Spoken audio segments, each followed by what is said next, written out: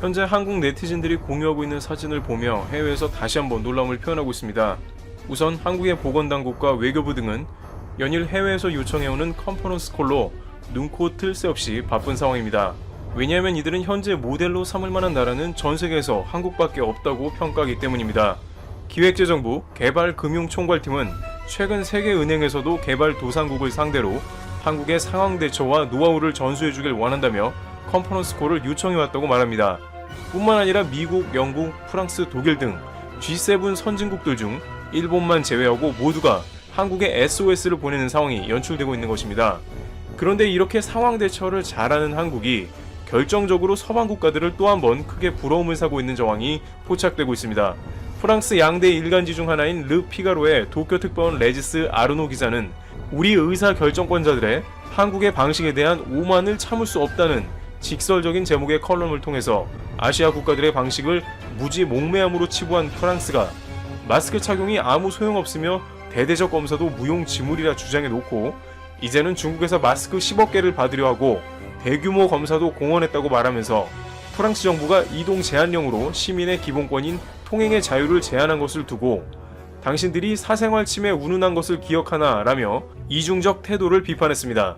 프랑스는 현재 필수적인 사유를 제외하고 이동과 여행을 전면 금지하고 약국과 슈퍼마켓, 주유소 등을 제외한 모든 상점의 영업도 중단시킨 상황이기 때문입니다. 그런데 이렇게 레지스 아르노 기자가 정부를 비판하며 또 하나 한국과 프랑스가 비교되는 점이 있다며 거론한 것은 바로 한국은 4월 15일에 정상적으로 선거가 진행된다는 점으로 프랑스는 선거가 취소된 걸 기억하라고 했습니다. 프랑스는 사태가 심각해지자 결국 지방 최종 결선 선거를 취소할 수밖에 없다는 점을 에둘러 비판한 것입니다. 서방에서 자신들은 민주주의를 오랜 기간 수호해왔는데 오히려 지금 상황에서는 대부분의 나라들이 투표는커녕 정상적인 경제활동마저 안 되는 상황에 한국은 민주주의의 가장 중요한 투표를 온전히 진행하고 있다는 것입니다. 바로 이 점은 독일 슈피겔지 등에서 누누이 강조한 한국의 국가봉쇄를 하지 않고도 경제와 민주적 시스템이 돌아가는 가장 이상적인 형태를 말하는데 민주주의의 꽃이라고 할 수 있는 선거를 한국에서 진행한다는 것 자체가 서방에서 봤을 때 얼마나 전율할 만한 일인지 모른다는 분석이 되고 있는 것입니다. 사전 선거가 시작된 한국의 네티즌들은 자신들이 투표하고 왔다는 인증샷 등을 공유하거나 투표장에 줄 서 있는 모습을 촬영하여 SNS에 올리는데 미국, 독일 등에 거주하는 교민들은 현지 상황에서 재외국민 투표가 취소되었다고 전하며 선거를 할 수 있는 대한민국이 자랑스럽고 한편으론 부럽다며 지금 지구상에서 정상적으로 선거를 진행하는 나라는 아마도 대한민국뿐일 것이라는 의견을 남기기도 했습니다. 최근 프랑스 정부는 한국 보건당국과의 컨퍼런스 콜에서 질문을 던졌는데 어떻게 하면 한국의 시민의식이 그렇게 높을 수 있나? 보건당국이 아이디어를 내면 시민들은 그것을 어떻게 잘 지킬 수가 있냐며 놀라움을 표시했다고 전해집니다. 레지스 기자는 민주주의를 위해 비싼 대가를 치르며 싸운 한국이 이제는 전세계 모범이 된다고 극찬합니다. 이미 프랑스에는 한국을 그저 아시아의 소국으로만 봤던 과거의 이미지에서 현재는 자국이 가장 중요시하는 민주적 시스템이 제대로 작동하고 있는 본받아야 할 표본적인 나라로 인식하는 모습을 보여주고 있습니다. 전 세계적 공세가 이어져도 투표할 수 있는 나라 대한민국이 서방 국가들의 부러움의 시선을 받고 있습니다. 트러블튜브 여기서 마치겠습니다. 감사합니다. 미국 정부가 홍콩에서 가지고 있는 부동산을 매각하기 시작했다고 블룸버그 통신이 지난달 1일 보도했다.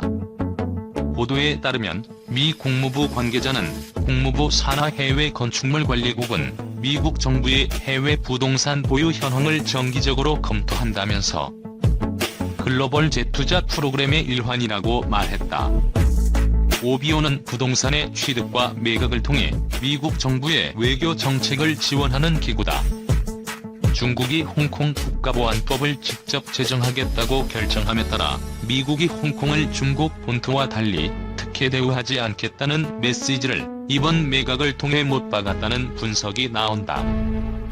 홍콩 HK01에 따르면 이번 매각되는 부동산은 홍콩섬의 남부 슈손 힐에 있는 주홍콩미 총영사관 기숙사 건물이다.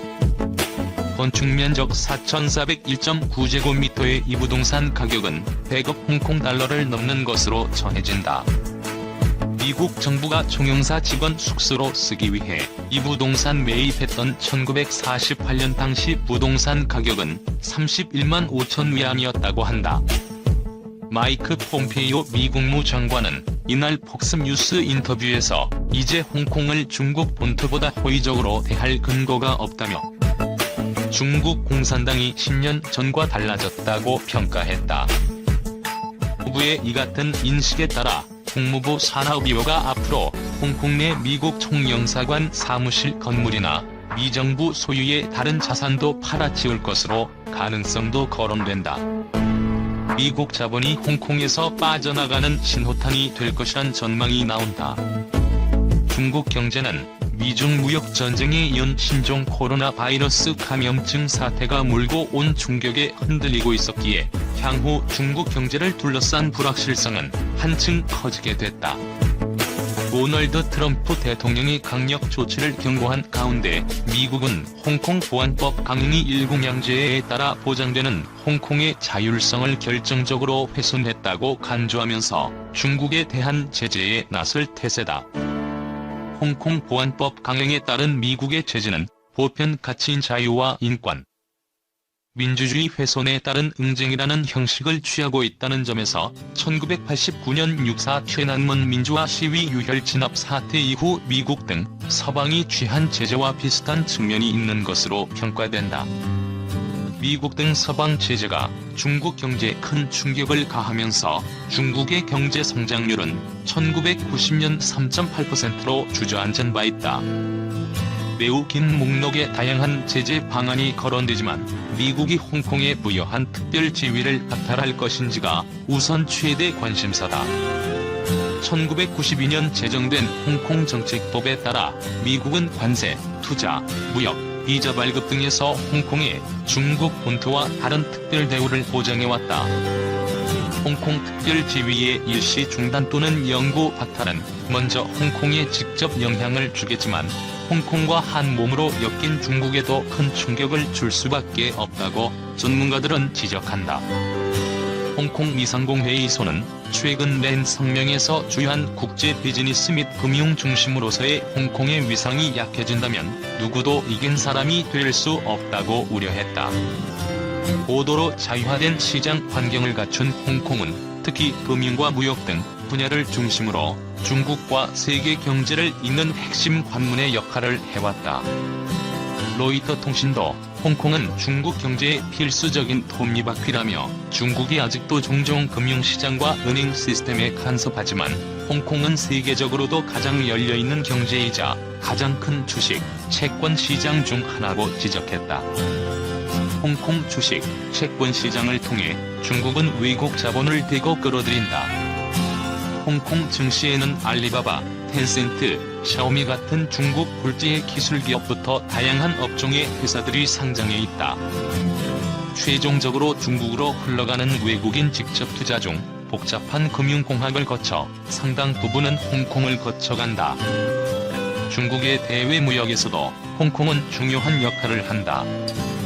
우리나라를 비롯한 세계의 많은 기업이 달러, 거래 편리성, 세제 혜택, 규제 위험 회피 등의 다양한 이유로 홍콩을 거쳐 중국의 상품을 수출한다.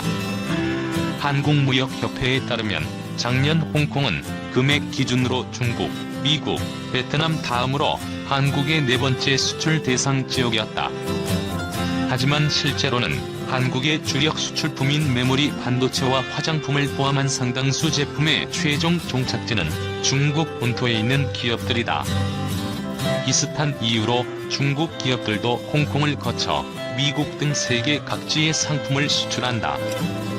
특히 무역 전쟁 와중에 미국의 대중 고율 관세가 부과되면서 홍콩은 무거운 관세를 회피하기 위한 중국 기업들의 우회로로 활용되기도 했다. 이처럼 홍콩 특별 지위 박탈 또는 중지는 중국과 외부 세계와의 경제적 관계의 근본적 변화를 초래하게 된다는 점에서 중국 경제에 큰 불확실성이 그늘을 들이우게 될 전망이다. 나아가 홍콩 특별 지위 박탈이 현실화한다면 이는 미중 간 대결별을 촉진하는 상징적 사건으로 기록될 수 있다는 지적도 나온다. 미중 간 신냉전이 사실상 막을 올린 가운데 미중 1단계 무역 합의 파기 가능성이 커졌다. 미국은 중국 견제의 목적이던 인도, 태평양 전략 수준을 넘어 아예 노골적인 반중 경제 블록인 경제번영 네트워크 구상을 본격화하고 세계 주요국의 적극적인 동참을 요구 중이다.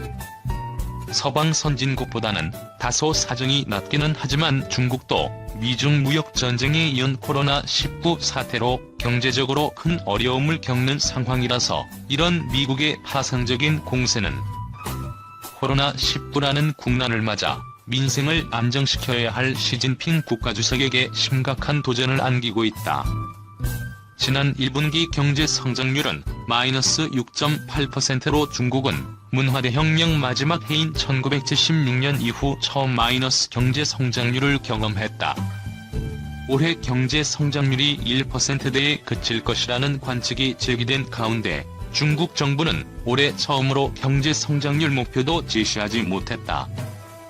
이는 중국 경제가 처한 시계 제로의 상황을 단적으로 보여준다. 일부 전문가는 홍콩 특별지위 박탈로 인한 충격이 우선 무역 분야에 즉각 닥치고 금융 분야에서는 장기간에 걸쳐 큰 부담을 주게 될 것으로 내다본다. 추다성 대만 경제연구원 연구원은 중앙통신사에 일단 홍콩이 관세와 관련한 특별지위를 잃게 된다면 홍콩 수출은 심각한 타격을 받고 비즈니스 활동은 제한되게 될 것이라며 홍콩에서 외국 자본이 이탈하고 홍콩의 금융 허브 지위가 더 저해될 것이라고 지적했다. 한국의 생존 전략? 안보는 미국, 경제는 중국이란 안미경중의 패러다임에 안주해온 한국의 방식은 이미 심각한 도전에 직면했다. 이제 한국은 어떻게 할 것인가? 제대로 된 전략을 위해서는 미중 신냉전의 구조를 제대로 파악해야 한다. 미국의 중국 때리기는 재선을 노리는 트럼프 대통령의 압박 카드이기도 하지만 새로운 백악관의 주인이 되고자 하는 민주당의 중국 때리기 역시 마찬가지다. 미국의 반중 정서는 금년 11월 대선을 넘어서는 미래 진행형이다. 미국의 중국 때리기는 스쳐 지나가는 광풍이 아닌 계속 불어닥칠 태풍임을 먼저 읽어야 한다. 중국이 기술 굴기를 본격화하면서 한국의 주력 제조업은 중국과 세계 시장에서 피할 수 없는 경쟁 구도에 돌입했다. 이런 중국과 무역을 더 늘리고 투자를 더 늘린다는 것의 전략적 의미를 기업인들과 정책당국은 냉정하게 파악해야 한다. 게다가 코로나19의 초기 과정에서 보여준 중국의 투명성 부족은 중국 리스크의 치명적 단면이다. 대한민국 앞에 닥친 과제는 분명하다. 안보 기술 연계가 민감한 산업에서의 지정학적, 직영학적 리스크를 줄이는 것이다. 기업이 알아서 할 일이란 발언 뒤에 더 이상 숨을 수도 없다. 그것은 마치 코로나19 사태에 사회적 거리 두기만 믿고 국가는 아무 일도 하지 않는 것과 마찬가지다. 미중 신냉전의 돌입은 국가의 책무를 요구하고 있다. 먼저 외교안보와 산업통상을 연결하는 컨트롤 타워를 만들어야 한다. 지금처럼 외교부 따로, 산업통상자원부 따로 놀아서는 미중 신냉전 시대의 파고를 헤쳐가기 어렵다. 동시에 미중 신냉전 시대 한국의 전략을 선택의 문제로 단순화하는 프레임에서 탈피해야 한다. 제2의 사드라는 말로 자기 실현적 연에 사로잡히지 않아야 한다. 흔들리는 것을 각오하되 쓰러지지 않을 탄력성을 확보하는 큰 그림을 그려야 한다. 더 늦기 전에